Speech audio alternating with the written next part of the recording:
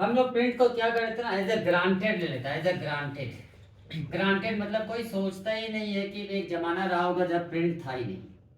सीधा ग्रांटेड सोचता है कि हमेशा से प्रिंट चला आ रहा है, कभी इसमें सोचा ही नहीं कि एक टाइम रहा होगा ना जब प्रिंट था ही नहीं। ऐसा कोई नहीं सोचता। आज प्रिंट के बिना तो हम लोग का लाइफ ही नहीं चलेगा। हर जगह प्रिंट है, टेक्स्ट बुक, मैगजीन, पोस्टर, सब कुछ प्रिंट है, नोटिस, सब कुछ, बुक्स वगैरह सब कुछ प्रिंट ही है, यहाँ तक कि मनी भी प्रिंटेड है।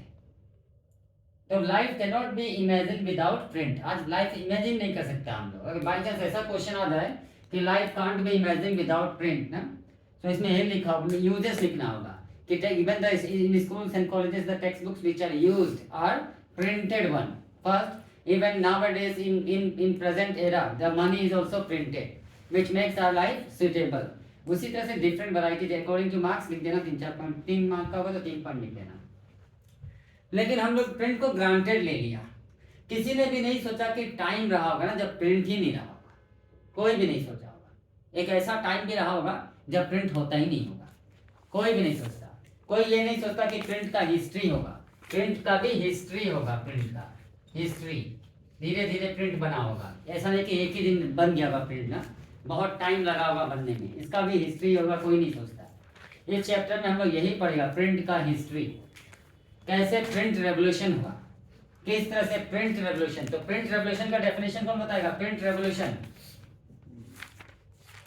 प्रिंट रेवोल्यूशन पता है क्या होता है? फ्रेंच रेवोल्यूशन क्या था? ग्रीन रेवोल्यूशन क्या था? बता दो। ये भी बताओ ना क्या होगा। अच्छा, हाई प्रोडक्शन के लिए क्या चीज का हाई प्रोडक्शन करना था? राइस, राइस और वीट। हाँ, तो प्रिंट रेवोल्यूशन का मतलब क्या होगा? सेटिंग, इंडस्ट्रियल रेवोल्यूशन भी हुआ था। Setting up printing press in large number is called print revolution. Setting up of printing press in large number is called print revolution. ये सभी हम लोग पढ़ेगा, प्रिंट रेवोल्यूशन कैसे हुआ। अब देखो, प्रिंट सबसे पहले स्टार्ट होगा ईस्ट एशिया से। ईस्ट एशिया, ये उसके बाद जाएगा, ये टेक्नोलॉजी मूव होगा यूरोप, उसके बाद ये घूम फिर के इंडिया आएगा। मतलब स्टार्ट हुआ इंडिया का बगल में, लेकिन इंडिया नहीं पहुंचा, यूरोप पहले पहुंचा। फिर यूरोप का ब्रिटिश लोग इंडिया में लेकर के आएगा इसको, ब्रिटिश लोग। ईस्ट एशिया मतलब चाइना, सबसे पहले चाइना में प्रिंट स्टार्ट हुआ था। उसके बाद आया जापान, जापान में प्रिंट गया। उसके बाद गया कोरिया, इस तरह से होता हुआ इसके बाद पहुंच जाएगा इटाली, इटाली में पहुंच गया इस तरह से। तो शुरू में सबसे पहले चाइना। अब चाइना में जो प्रिंट होता था ना, वो वुड ब्लॉक होता था, वुड ब्लॉक। वुड मतलब लकड़ी, ब्लॉक मतलब अल्फाबेट्स, ऐसे ABCD ना, ऐसे लकड़ी पे काटेगा, ठीक है। ए से लेके जेड तक। मान लो हम लोग को प्रिंट करना है and print culture and the modern world, ये प्रिंट करना है पेपर में। तो अल्फाबेट अरेंज करेगा, P लाएगा, उसके बाद R लिखेगा, INT ऐसे से लगा देगा। लगाने के बाद उसको भी इंक डाल देगा।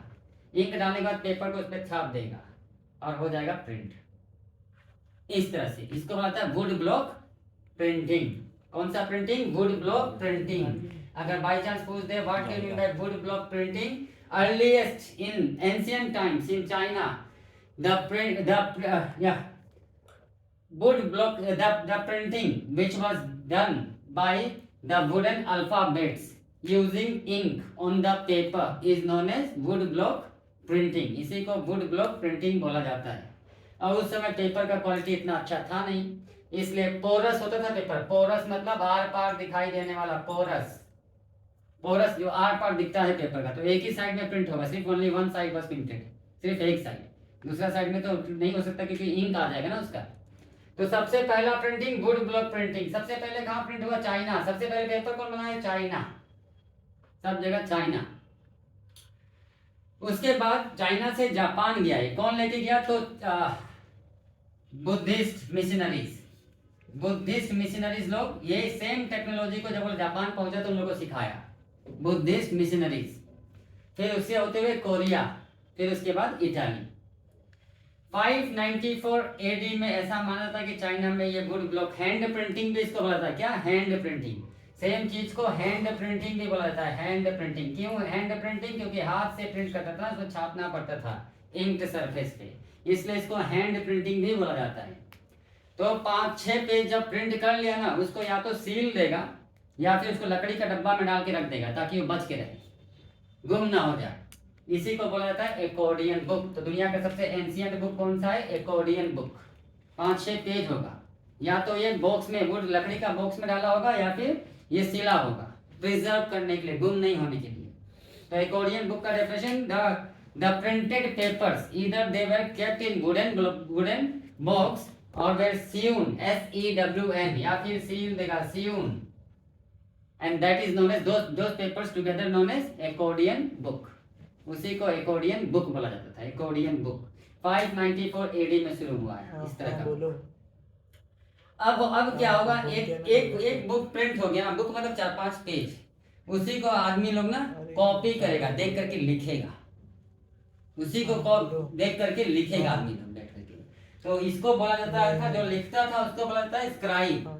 Scribe means the people who used to do the work of copying, copy करने का, देख के लिखता था, उन लोग को स्क्राइब बोला जाता है। या दूसरा नाम है कैलीग्राफर, इन लोग का दूसरा नाम है कैलीग्राफर, कैलीग्राफर।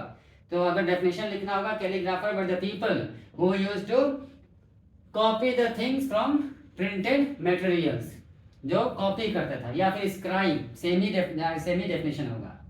अब ये लोग बहुत कैलीग्राफी का मतलब होता है ब्यूटीफुल राइटिंग। कैलीग्राफी पढ़ा जाए, what do mean bye calligraphy? The art of beautifully writing, देख करके बहुत अच्छा से लिखना, इसी को कैलीग्राफी बोला जाता है। Calligrapher means a person who used to write beautifully looking at the printed materials, उसको बोला जाएगा कैलीग्राफर। स्क्राइब भी सेम होगा। एकोर्डियन बुक का मतलब क्या होगा? In ancient times, during 594 AD in China, when the books were printed, that books were either sewn or kept in wooden box. That is known as accordion book. उसी को accordion book बोला जाता है। तो सबसे पहले बुक का use China में क्यों हो रहा था? तो एग्जाम देने के लिए, प्रिपरेशन करने के लिए एग्जाम का। कौन सा एग्जाम? तो सिविल सर्विस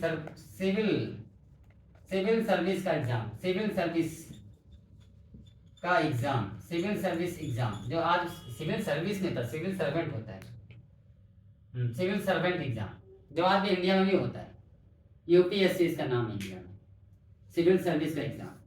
तो इसके लिए ही ना चाइना में सबसे पहले बुक प्रिंट होता था, बुक इसी के लिए एक प्रिंट हो जाएगा, जो एग्जाम में आएगा उसको बहुत लोग कॉपी कर करके दे देगा, मार्केट में सेल हो जाएगा। और ये सब करवाता कौन था? इंपेरियल, मतलब किंग, सब किंग करवाता था। इसका मतलब ये दिखाता है कि हम लोग का जैसा किंग नहीं हुआ करता था चाइना में। चाइना का किंग लोग अपना रिलेटिव लोग को मंत्री नहीं बनाता था, वो लोग एग्जाम लेकर के जो कैपेबल है वो उसी लोग को वो लोग सिविल सर्वेंट बनाता था। तो ये डिफरेंसेस बताता है किंग का बारे में। इंपेरियल, इसका पूरा खर्चा, किंग का पूरा खर्चा होगा, प्रिंट कराना है, सब एग्जाम लेना, सब किंग का खर्चा होगा।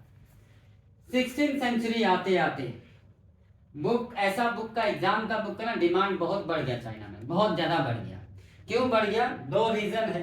लिटरेसी रेट बढ़ गया था चाइना में। लिटरेसी रेट मतलब पढ़ा लिखा आदमी लोग बहुत ज्यादा हो गया। अब जब लिटरेसी रेट बढ़ जाएगा तो आदमी लोग एग्जाम देने के लिए, नंबर ज्यादा होगा या कम होगा? ज्यादा हो जाएगा। अब सब लोग जॉब पाने के लिए एग्जाम देना चाह रहा था, तो बुक का डिमांड बढ़ेगा ही बढ़ेगा। दूसरा, टाउन बढ़ने लगा था, टाउन्स, चाइना में टाउन्स या अर्बन सेंटर्स बनने लगा था, अर्बन सेंटर्स। इससे क्या हुआ? अब टाउन बन रहा है तो बुक का डिमांड तो बढ़ेगा ही बढ़ेगा। ये 2 रीजन से क्या हुआ? नंबर ऑफ कैंडिडेट्स कौन होता है? Number of candidates increase in China, number of candidates increase in China in 16th century. In China candidates का नंबर बढ़ गया, इसलिए बुक का डिमांड बढ़ गया, एग्जाम वाला बुक का डिमांड बढ़ गया। अब कैंडिडेट कौन होता है? एग्जाम देने वाला। अगर एग्जाम में आ जाए question, what do mean by candidate, ये आंसर लिख सकते हैं हम लोग। A person who appears the exam is known as candidate, काट भी सकता है। According to history a person who was going to appear exam in China when print emerged is known as candidate। लेकिन कैंडिडेट पोल साइंस के हिसाब से कौन है? a person who contest election ना, तो ऐसे मेंशन करना होगा क्योंकि फिर नहीं तो फिर दोनों आंसर देना होगा, दोनों ही देना होगा। तो यहाँ पे कैंडिडेट का मतलब है प्रिंट वाला। चाइना में शुरू में जो एग्जाम देता है, कौन सा एग्जाम, सिविल सर्विसेज का एग्जामिनेशन, उन लोग का नंबर बढ़ गया। क्यों नंबर बढ़ गया? क्योंकि चाइना में 16वीं सेंचुरी में लिटरेसी रेट बढ़ जाता है, टाउन सेटअप जाता है, सबको जॉब चाहिए, पॉपुलेशन भी बढ़ गया था। 16वीं सेंचुरी तक चाइना में पॉपुलेशन भी बढ़ गया। तो पॉपुलेशन बढ़ने का मतलब क्या हुआ कि नंबर ऑफ कैंडिडेट बढ़ेगा ही बढ़ेगा। तो अब बुक का डिमांड बहुत ज़्यादा बढ़ गया था। 7वीं सेंचुरी आते आते 7वीं सेंचुरी तक 594 एडी से 7वीं सेंचुरी तक चाइना में बुक का यूज सिर्फ वही लोग करता था, जो कैंडिडेट लोग, और कोई नहीं। 7वीं सेंचुरी में पहली बार मर्चेंट लोग भी प्रिंटेड मटेरियल का यूज करने लगा। मर्चेंट लोग, मर्चेंट कौन होता है? बिग बिजनेसमैन जो एक्सपोर्ट वगैरह करता है ना, ये लोग भी यूज करने लगा था। ये लोग क्यों यूज करने लगा था बुक का? ये लोग को क्या एग्जाम देना है? नहीं तो मर्चेंट क्यों यूज करेगा बुक? आइडिया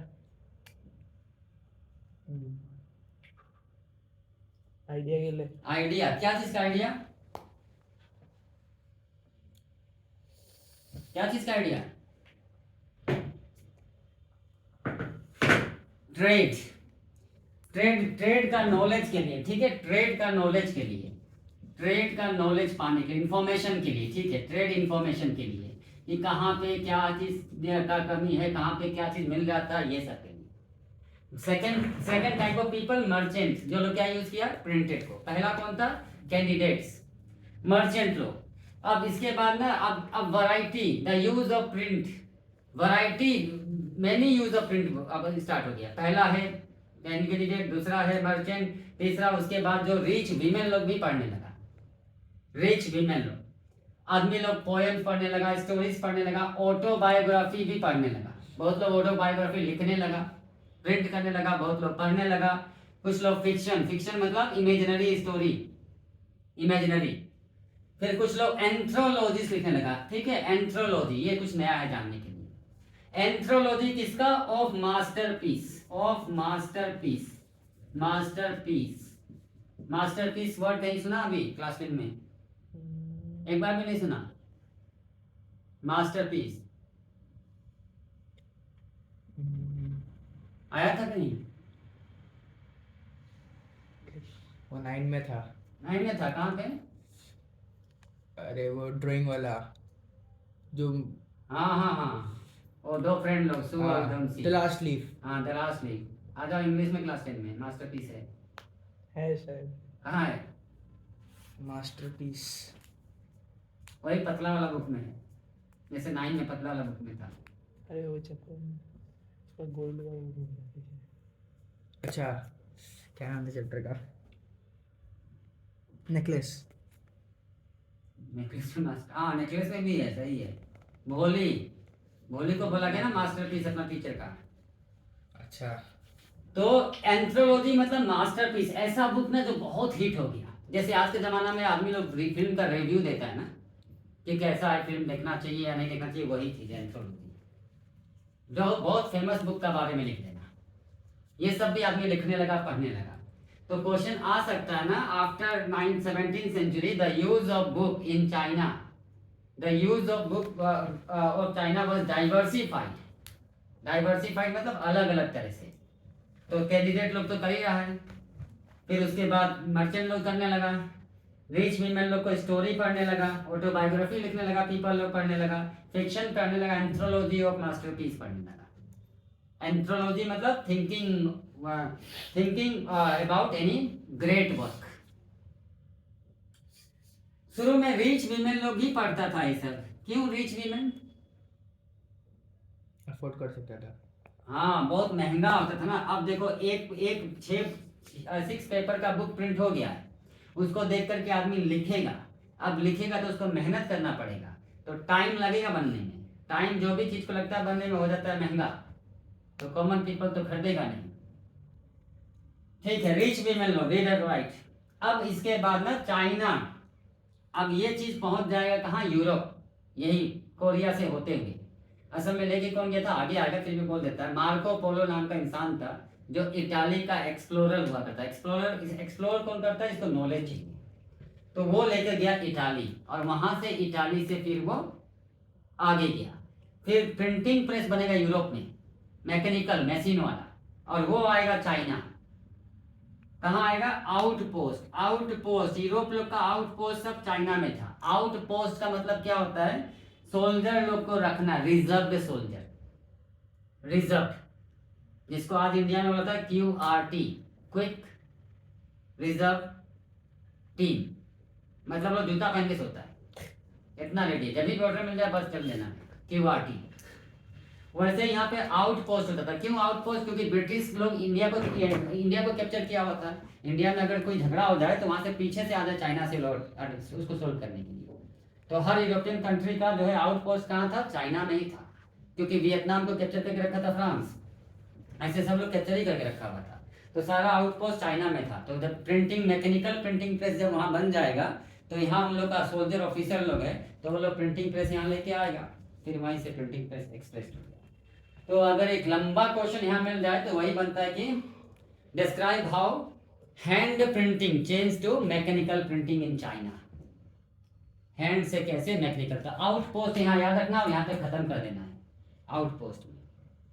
फिर इसके बाद और कुछ जाना, संघाई। हाँ, चाइना में संघाई बन गया हब। संघाई बन गया hub of print culture. Main सब कुछ प्रिंटिंग प्रेस कहाँ लगा था? संघाई में। संघाई जो है चाइना का एक सिटी हुआ, वो हब था, हब ऑफ प्रिंट कल्चर। अब यहाँ पे एक चीज भूल गया, मैन्यूस्क्रिप्ट्स। यहाँ लिखा हुआ है मैन्यूस्क्रिप्ट्स। मैन्यूस्क्रिप्ट्स मतलब जैसे एक प्रिंटेड है ना, और हम लोग उसको देख करके कॉपी कर रहा है ना, जो बुक बन जाएगा ना तो उसको सील लेगा, वही होगा क्या? Manuscripts. Hand written book by copying from the printed material is was known as manuscript. एक प्रिंट हो गया, बाकी अब हाथ से कर लो। इंक बहुत महंगा था, पेपर बहुत महंगा था, नहीं करना है, हाथ से लिख लो मैन्यूस्क्रिप्ट। अब मैन्यूस्क्रिप्ट का यहाँ पे आएगा लिमिट। मैन्यूस्क्रिप्ट का लिमिट्स मतलब डिसएडवांटेज मतलब बुराई। मैन्यूस्क्रिप्ट का बुराई क्या होता था? खराबी क्या था उसमें? पहला, बहुत महंगा था। क्यों महंगा था? टाइम लग रहा था। टाइम लग रहा था, मेहनत लगता था लिखने में, इसलिए महंगा था। दूसरा, बताओ मैन्यूस्क्रिप्ट का बुराई। कॉस्टली। पहला तो कॉस्टली हो गया ना मैन्यूस्क्रिप्ट का बुराई। लिमिट्स, कॉस्टली, बहुत ज्यादा कॉस्टली हुआ करता था। क्यों कॉस्टली? क्योंकि बहुत लेबरियस वर्क था। लेबरियस मतलब बहुत ज्यादा मेहनत लगेगा। टाइम कंज्यूमिंग था, टाइम बहुत लगता था, टाइम कंज्यूमिंग। और क्या होगा? ऑकवर्ड। हाँ, ऑकवर्ड मतलब देखने में बहुत गंदा सा। आज का बुक कितना अच्छा दिखता है, मैन्यूस्क्रिप्ट तो हाथ से लिखा हुआ है, बस ऐसे सिला हुआ है, कैसे दिखेगा? ऑकवर्ड ही दिखेगा। डिफिकल्ट टू हैंडल, उसको ले जाना एक जगह से दूसरा जगह बहुत मुश्किल था। आज का बुक तो उसको इसे फेंकते फेंकते चलो नहीं फटने वाला है। Awkward to handle. फिर उसके बाद नॉट इजी टू रेड, पढ़ना आसान नहीं था उसको। अब तुम लिखेगा ए ऐसा करके, और हम जानता है ए ऐसा करके, तो कैसे पढ़ पाएगा? नहीं पढ़ पाएगा। Not easy to be read, आसान नहीं था लिखना। तो ये सब डीमेरिट्स का मान था मैन्यूस्क्रिप्ट का। यहाँ पे तुम लोग का खत्म होता है फर्स्ट पेज। कोई डाउट है तो पूछना।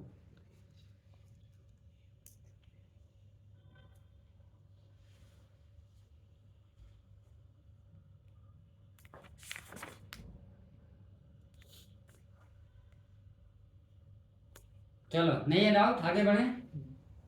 जापान में कैसे हुआ प्रिंट? जापान में कौन लेके गया प्रिंट? Buddhist missionaries. हाँ, बुद्धि मिशनरीज। कहाँ से लेके गया? चाइना से। तो उन लोग को नॉलेज था ना कैसे प्रिंट किया जाता है, उन लोग को नॉलेज था, तो वो लोग लेके गया प्रिंट को जापान। जापान का जो पहला ऐसा हैंड प्रिंटेड बुक है ना, उसका नाम है, ओल्डेस्ट जापानीज बुक का नाम है diamond Sutra. Oldest Japanese book, diamond Sutra. Oldest Japanese. कितना पेज है इसमें पता है? सिर्फ 6 पेज है। 6 पेज है इसमें, 6 शीट ऑफ पेपर से इसमें 6 डायमंड सूत्रा। जापान में भी सेम चीज। अच्छा, सबसे पहले चाइना में भी ना, जब प्रिंट के बाद ना प्लेइंग कार्ड्स प्रिंट हुआ था। प्लेइंग कार्ड्स प्लेइंग कार्ड्स तो जानते ही होगा तुम लोग, मास्टर होगा। प्लेइंग कार्ड्स, ठीक है, प्लेइंग कार्ड्स उसका प्रिंट होने लगा। उसके बाद आ गया डिजाइन्स। डिजाइन्स किस पे होता था? डिजाइन्स ये होता था टेक्सटाइल, कपड़ा पे। उसके बाद कपड़ा पे, टेक्सटाइल पे प्रिंट होने लगा। पिक्चर, कंपनी का नाम, ये सब प्रिंट होने लगा। तो पहले तो पेजेस, उसके बाद प्लेइंग कार्ड्स, उसके बाद टेक्सटाइल पे प्रिंट होता था। टेक्सटाइल पे, टेक्सटाइल। अब सेम चीज जापान में भी हुआ है। सेम चीज जापान में हुआ है। जापान में जो था ना, जो हब, चाइना का हब क्या था? प्रिंटिंग हब संघाई। जापान का ईडो। ईडो क्या है? Old name of Tokyo. Tokyo क्या है? जापान का अभी का कैपिटल। पुराना नाम क्या है? ईडो। टोक्यो का पुराना नाम ईडो। वही बना hub of print culture in Japan. Hub of print culture. इसके बाद पिक्चर भी होने लगा। तो ये तीन, टेक्सटाइल, टेक्सटाइल के बाद पिक्चर भी प्रिंट होने लगा जापान में। पिक्चर क्या चीज का पिक्चर? तो T gathering, tea house gathering का। टी, चाय का दुकान में आदमी लोग बैठ के चाय पी रहा है, उसका पिक्चर, टी हाउस गैदरिंग। उसके बाद जो है टाउन्स का पिक्चर, टाउन्स का। उसके बाद जापानीज एंटिक्स, मतलब कोई भी जापान का जो फैमिलियर है कल्चर में। उसके बाद जो है रोड्स का, हर चीज का पेंटिंग स्टार्ट हो गया, पिक्चर स्टार्ट हो गया जापान में, हर चीज। तो इस तरह से जापान का अगर आएगा describe the print journey in Japan, तो उसमें ये सब लिखना होगा जापान के बारे में। पेपर मनी ये सब आया था। बाद में आगे जाकर के बुक सस्ता हो जाएगा। बुक्स ऑन वीमेन आ जाएगा, म्यूजिकल इंस्ट्रूमेंट पे बुक आ जाएगा, सर्कुलेशन पे आ जाएगा, टी सेरेमनी, फ्लावर अरेंजमेंट, फिर कुकिंग, हर चीज़ के ऊपर जापान में बुक आ गया बाद में जाकर के। तो यहाँ पे क्वेश्चन यही बना कि सबसे oldest book Japanese book diamond. Unit 1 खत्म है, बंद कर दो ये।